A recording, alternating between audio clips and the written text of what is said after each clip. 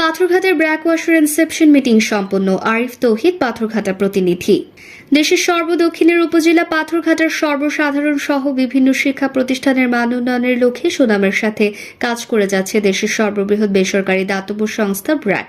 এরই ধারাবাহিকতায় 25 ফেব্রুয়ারি বেলা 11:30টায় পাথরঘাটা উপজেলা পরিষদ মিলনায়তনে উপজেলার বিভিন্ন শিক্ষা প্রতিষ্ঠানের স্যানিটেশন সিস্টেম ও নিরাপদ পানির ব্যবহার নিশ্চিতকল্পে ব্র্যাক ওয়াশ কর্মসূচির আওতায় চলমান কাজ এবং নতুন প্রকল্প সম্পর্কে অবহিতকরণ সভা অনুষ্ঠিত হয়।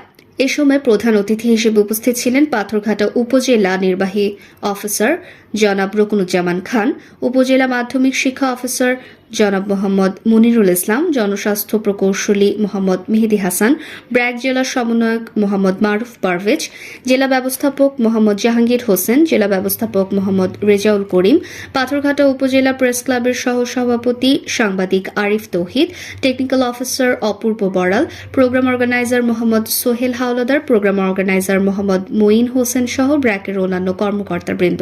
এ সময় ব্র্যাক ওয়াশ প্রোগ্রামের আওতায় ওয়াটার অ্যান্ড স্যানিটেশন কর্মসূচি টার্গেটকৃত উপজেলার বিভিন্ন শিক্ষা প্রতিষ্ঠানের প্রধান শিক্ষকগণ উপস্থিত ছিলেন।